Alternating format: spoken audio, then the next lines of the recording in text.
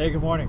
Thanks for waking up with me, and welcome back. If you've been here before, if it's your first time, I hope you enjoy it. I hope you'll stick around to the end because I'm doing a one-take wonder here.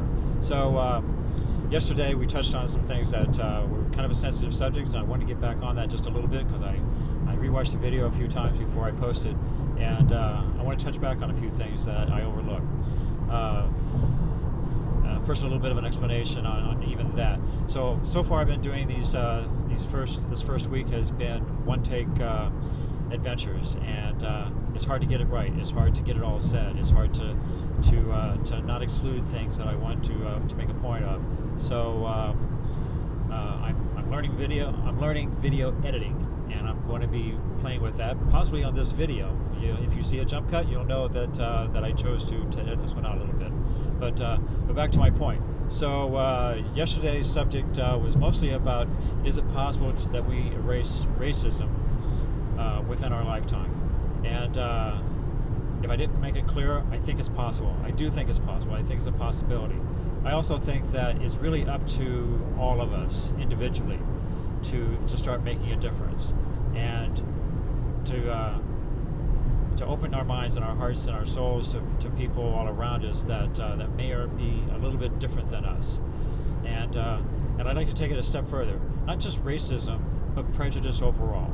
Now, people are prejudiced, and by pure definition of the word, there's going to be prejudice also in some ways. You know, I don't like Brussels sprouts, so I'm a bit prejudiced about that by the definition of the word.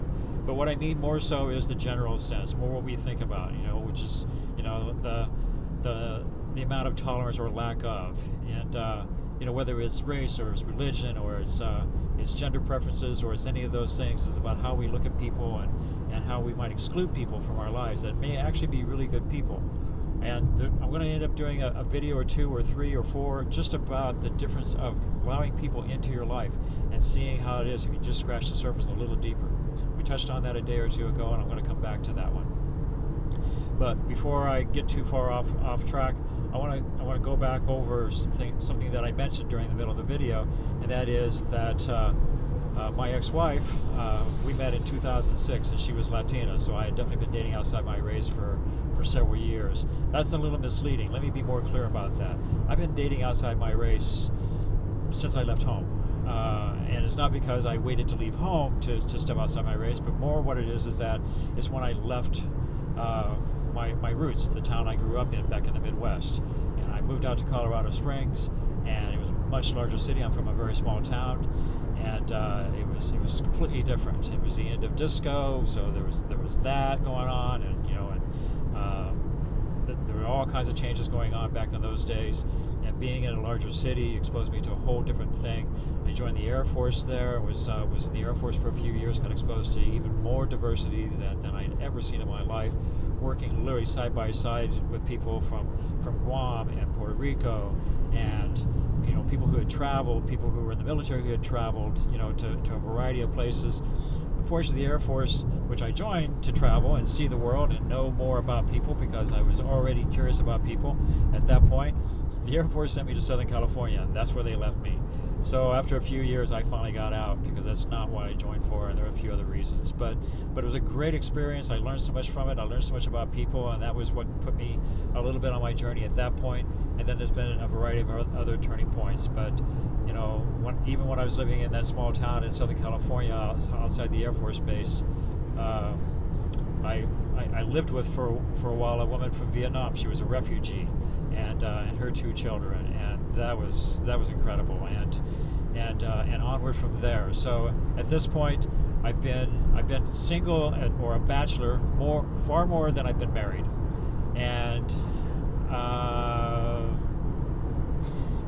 I've been a rather active bachelor. So I've dated people, I've moved on, I've done things, I've seen a lot of things, I've had a lot of fantastic experiences. I've been kind of a rolling stone my whole life, so I've not stayed rooted very long in places, and that was a big part of why I dated so many people when I was younger. My father used to joke that he had put Scotch tape in his address book and was only writing my address in pencil because I was moving so often that he was wearing out the page trying to erase my previous address and correct it. That was back before back before we all were carrying smartphones like we are now, or even before a BlackBerry or all those other devices. But as I've gotten older, I've gotten more stable and I've gotten more steady about what I'm doing. But I don't want to just leave that statement that I said about my ex-wife and ignore some people who are really valuable in my life, who are still in my life, and I don't want to ignore that. There's, and I've dated, and I've also dated white women too. So let's not feel like I'm just excluding my own race. So, in fact, there's a woman that I've been friends. We're still friends. We connected in '89. She currently lives in South Carolina. We're still in touch all the time. Probably one of the most priceless friends I've ever had in my life, without a doubt. And she's been a huge supporter for me. Been a fantastic sounding board for so many things, and I would not trade my friendship with her for anything, for any other experience in my life. But she's not the only one. There's other people too, and there's a gentleman in northern Nevada right now that used to live in Southern California when we first connected, and he's a phenomenal guy. He's a little harsh around the edges. He's a little rough and tumble, and politically we don't see eye to eye. We're about as far apart as we could be and still be friends. But he's always accepted me for who I am, and vice versa. And despite our differences, we've had a fantastic friendship, and I care for him like he's my own brother. And I wouldn't let go of that guy, and so many other people. Within the last few months, there's a woman from the Philippines. It was immediately just a great friend, just a wonderful soul, wonderful spirit, and I love that about her. And there are other people that are currently in my life that are phenomenal and incredible, and are so supportive that and I while I'm peeling away the layers here and opening my soul to so many things, I want to qualify here that if I'm not mentioning you, it's not because I'm embarrassed or ashamed or anything. It's just that I'm going to be a little cautious about the privacy of people in my life until they have a chance to make it clear that they want to be mentioned, or they want to be public about who they are and where they are and how they fit in. So that's why there's no names here, and there's not a lot of information for you to go off of in the few people that I've mentioned. But to say that I've explored a lot of cultures, a lot of levels of commitment, and a lot of lifestyles, and a lot of diversity that I just would not trade for anything. I'm so happy for it. So that's what today's video is about, for the most part. I mentioned yesterday also that I had an incredible conversation with my mother yesterday that was completely different from anything else, and I want to give a shout out to her as well, in part because of that conversation, but also because I realized it's March. Hello, it's March. It's March 2nd at the time of this taping, and if you don't know, you should know that March is national in the United States. It is National Women History Month, and this is where we take a full month of acknowledging women in history and ordinary women and their influences on our culture and our society at large, and the great contributions that they have made in the past and continue to make in our lives. My mother-in-law has been an activist since the 60s. She's phenomenal, and I believe, I could be wrong, I don't want to make her too old, but I think she's 90 this year. Her birthday's coming up pretty soon. I need to look that up, but she still works constantly. Last I heard, she was still flying around the country at least 3 to 4 days a week, pretty much every week, and I don't know that that's changed. I've lost a little bit of touch with her because I'm not as directly involved with the family as I used to be, but I miss her, and all the incredible women around her. She has some phenomenal daughters that have followed her example and some are part of her foundation, and others are doing their own thing.